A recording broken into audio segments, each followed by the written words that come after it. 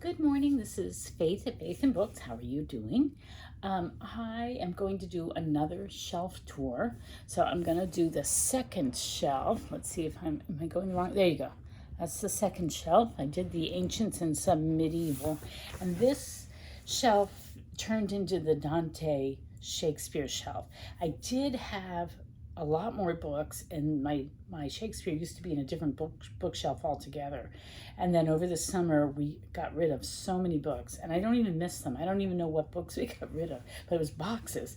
And I was able to get rid of that little bookcase and move my Shakespeare up there. So it's already been sort of curated or whatever, but I still think there's a couple things I can unhaul to make more room. So I'll start with Dante. So I have two complete sets of the Divine Comedy. The first is Dorothy L. Sayers, and I've read the whole Divine Comedy. I'd read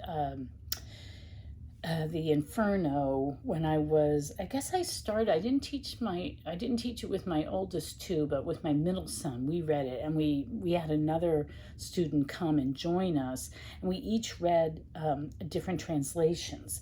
So I got this, and this was the Inferno that my son read, and I only got an Inferno at that time. And then I had gone to Barnes & Noble and bought this. And I think this is when I got the Iliad and Odyssey. That's Barnes & Noble. I think there was like buy one, get another one half off. But I really wanted this because it's got the absolutely exquisite illustration by Doré. Is it Gustave Doré? Am I saying the right artist? Let me see. Oh, wait. Yes. So I wanted those illustrations. They're just so magnificent. They really help me visualize what's going on. And this is the Longfellow translation. And I think before I saw this, I didn't even know Longfellow had translated the Divine Comedy. But anyway, so I was reading from this. My son was reading from Dorothy L. Sayers. And then the girl that we were studying with had the John Ciardi translation. And so it was fun because we would take turns reading and we would discuss the different translations. And that's when I really fell in love with the Dorothy L. Sayers version, because it wasn't like I thought her translation was the best. I thought it was fine, but her notes are amazing. And to me, they were just so illuminating. They really, like the illustrations of Doré helped me, Dorothy L. Sayers' notes really helped understand everything that was going on. And in fact, a few weeks ago I was in the live stream discussion of The Man Born to Be King, which is the 12 gospel plays written by Dorothy L. Sayers. And Emma of the Bookish Princess was saying that to her, Sayers is like your Virgil, like she's leading you through the Divine Comedy, which I thought was a really neat way of putting it. So I got this, and then I decided I wanted the rest. So eventually I got all three, and this is tried and true. This is the version I read for Paradiso. Or Paradise. So I value this, and I'm going to keep this. And I also value this one for the illustrations and the fact that it's by Longfellow. And I like to keep a couple different translations anyway of things like this, especially Dante for some reason. I had studied Inferno before. You know, I went to Catholic schools all my life, and I was never taught Dante. Can you believe that? That's such a ripoff. I love these illustrations so much. So when I finally studied with my son, I sort of got over my intimidation of it. And I think I read it again, but then I wanted to go on to Purgatory and Paradise. And it wasn't until I got onto BookTube and I discovered Tom L.A. Books, and he's so self-educated on Dante, and he did a whole series. I'll link. He did a whole series long series where he talks about every canto. And he really knows a lot. It really great thing to watch if you're trying to read Dante. So it was right after COVID hit that I decided to read the whole Divine Comedy. And so I started off, I reread Inferno, so that might have been my third time through.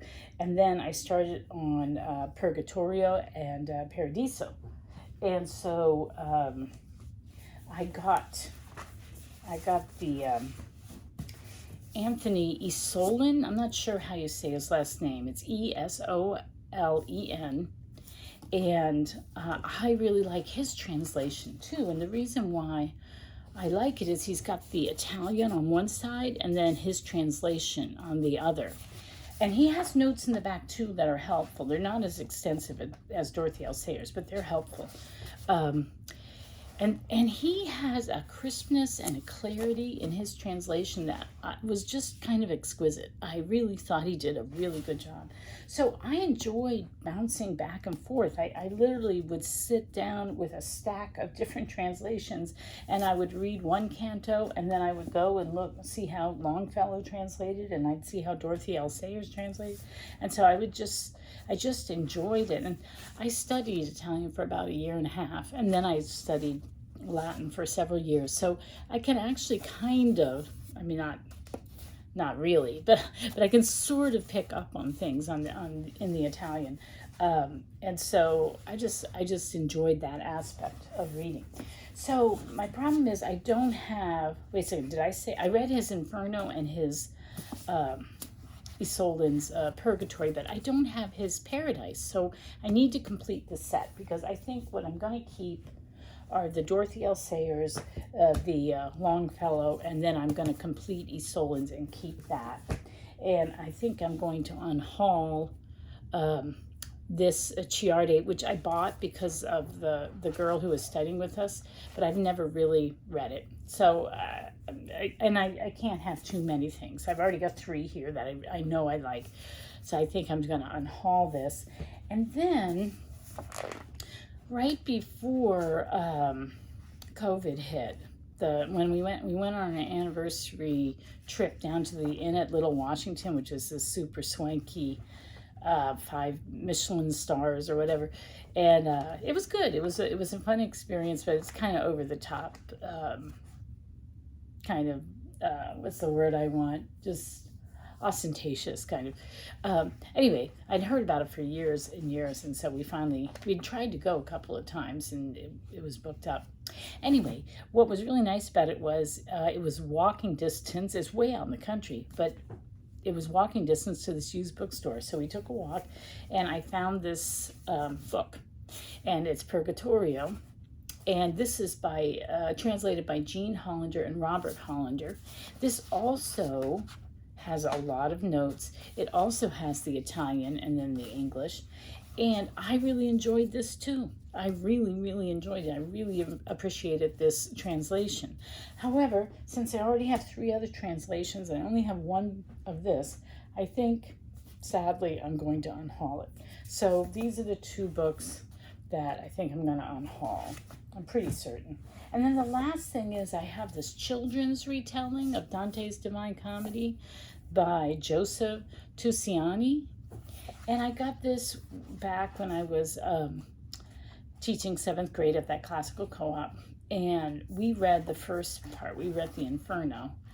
And it's okay. I don't think it's great. It's a little bit boring, really. So I think I'm going to unhaul it. We used it that one time because you cannot find a children's retelling of the Divine Comedy. But so it was the only thing I could find, and we used it. But I wasn't that impressed. So I'm going to unhaul this as well. So like I did before, the first person who comments and wants one of these, just one, and you're willing to get me your address somehow, I will send it to you. And the rest I'm going to donate or put in a little free library. So that's my Dante. Then on to Shakespeare. So I have collected a lot of Shakespeare plays over the years.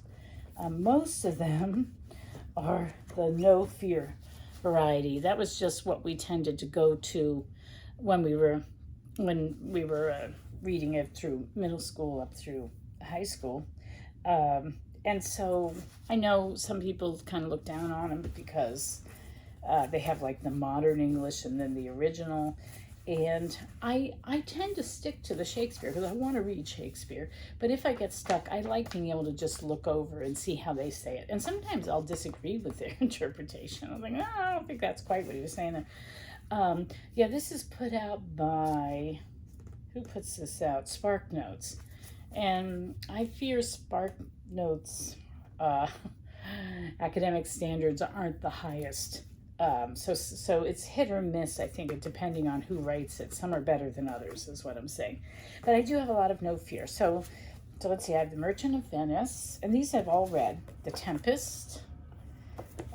I've never seen The Merchant of Venice, only read it. The Tempest I've actually seen and read. Much Ado About Nothing, I've read, and I've seen the movie. There's two different versions, I think, a movie.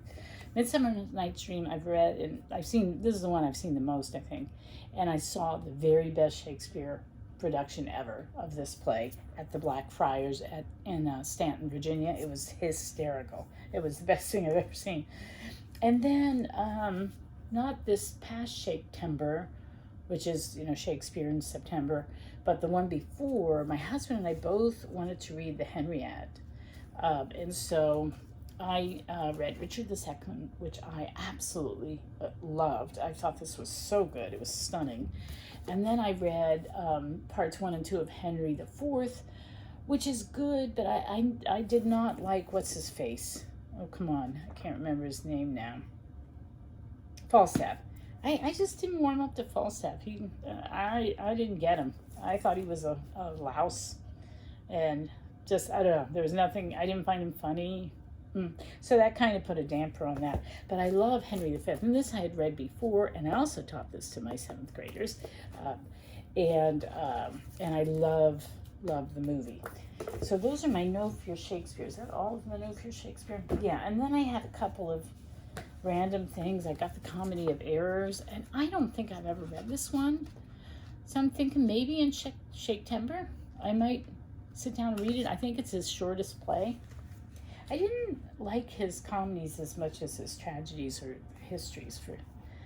Here's Taming of the Shrew. This one I have seen, produced, and read, and I honestly don't think it's that great.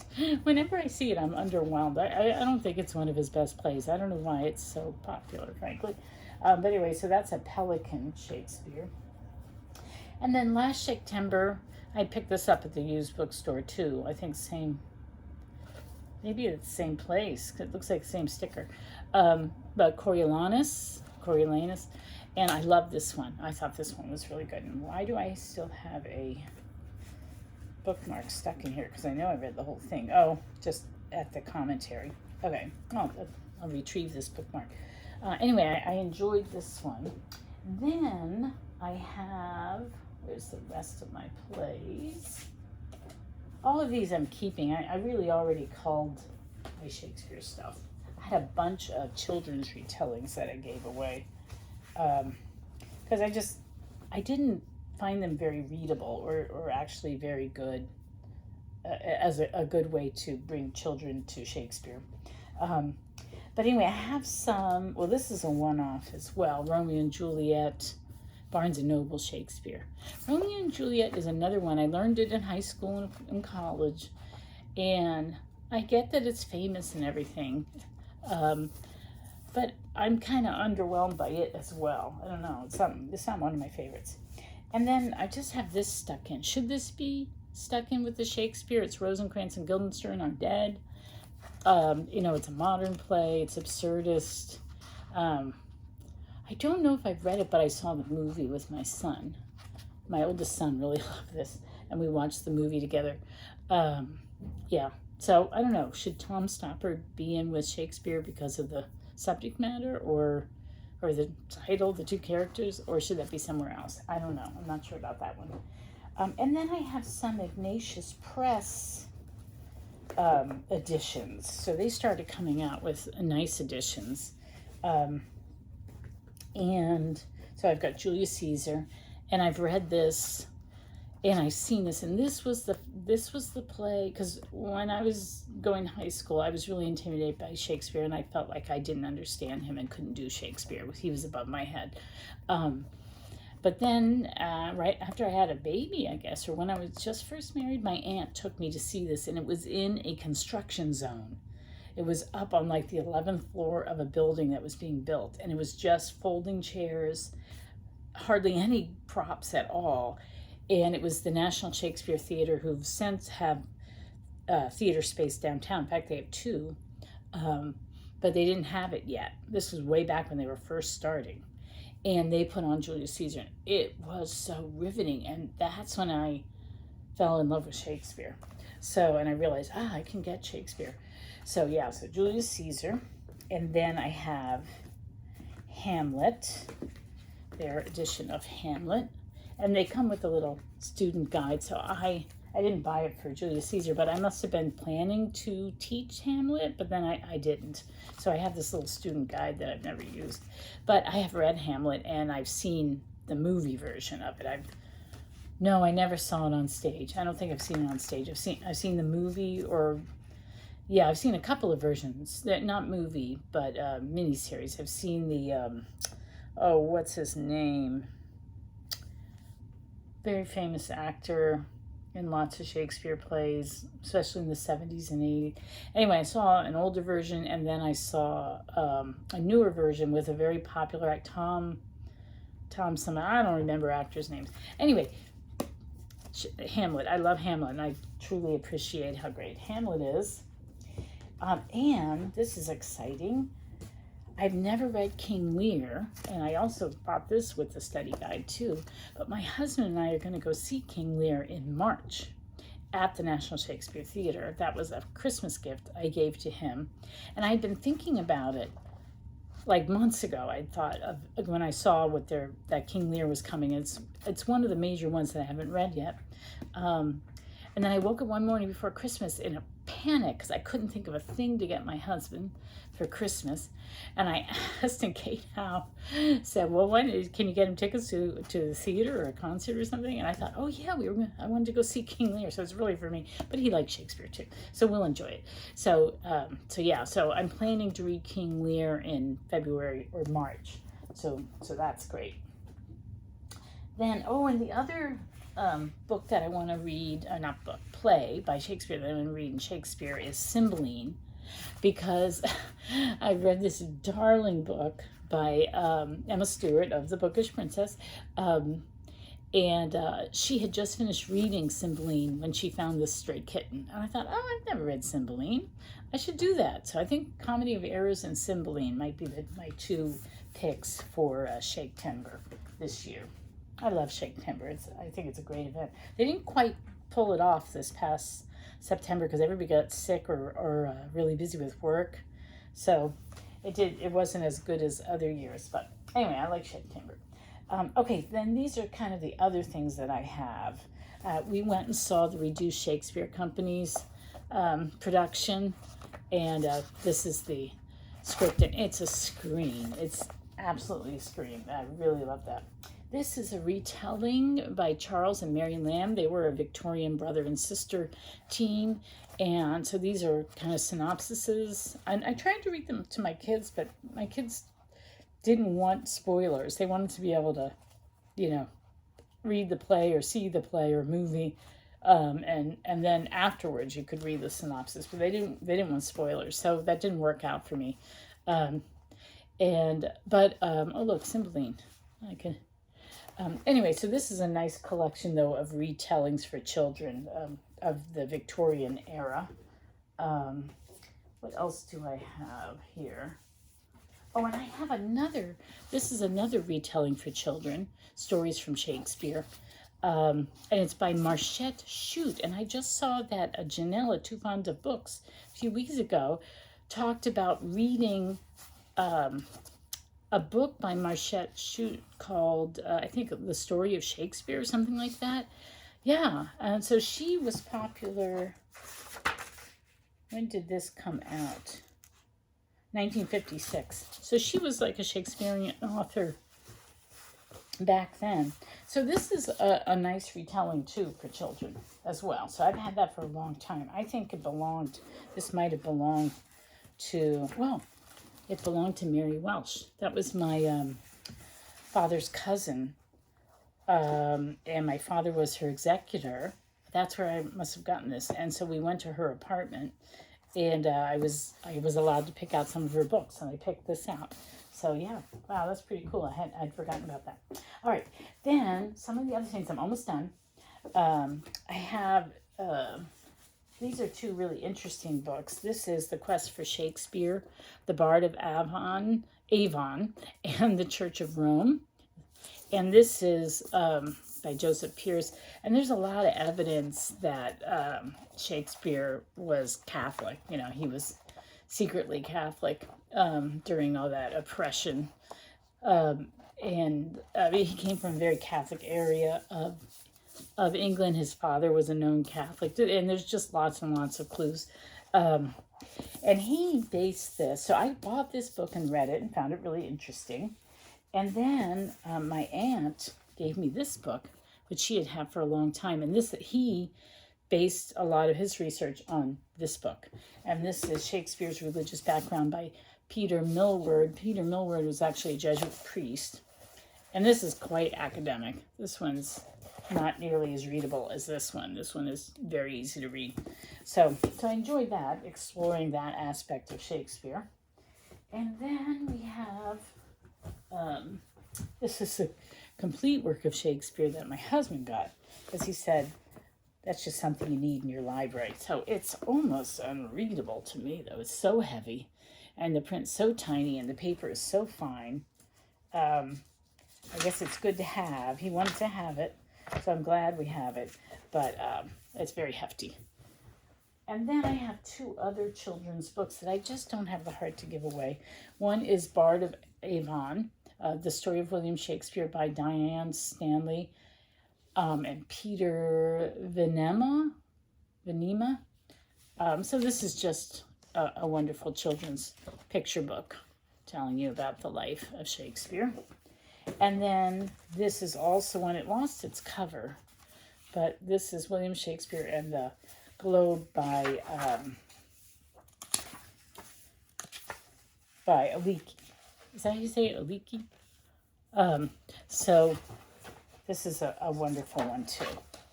So I couldn't give these up. They're just lovely children's books. All right, so that's the shelf. So I don't really need to do any more about Shakespeare right now. Oh, and I forgot this one. There's one more book. Brush Up Your Shakespeare. And this is a really long video. I'm sorry. This is a really fun book that just takes quotes from Shakespeare in the play and then gives you the context, the what it means. So, yeah. So this is a good book too. So I like all my Shakespeare books. And then the only other things that were still on the shelf, and I'm not sure if they're going to stay there or not, I have to think about it, is I have Thomas More's Utopia. And I haven't read this yet, but I've been wanting to read it. And then Machiavelli, The Prince. I think this was my husband's copy from his days in college. So I know I had to read chunks of this in college, but I did not read the whole thing. I remember it vaguely depressing. And then, Machiavellian. And then I have Blaise Pascal's Pensées. And I tried to read this, and it's literally just his jottings of his notes. And they try to sort it by topic, but I couldn't get head nor tail out of it. It just didn't make sense to me. Yet this is a book that's inspired so many people. So I feel like this is one of those books where you need a professor to walk you through it. That's what I think. But on the other hand, I love the idea of it, so I don't think I want to give it up. So I'm not sure about those last three. All right, so almost 25 minutes, so I better stop. I'm going to put this up on Wednesday. If anybody wants one of those books, one of those Dante books, Dante's Divine Comedy as Told for Children, for young people it says, Purgatorio by the Hollanders, translated by the Hollanders, or John Giardi's The Inferno, just let me know. Okay? All right, I will talk to you later. I hope you're doing well. Happy reading. Bye.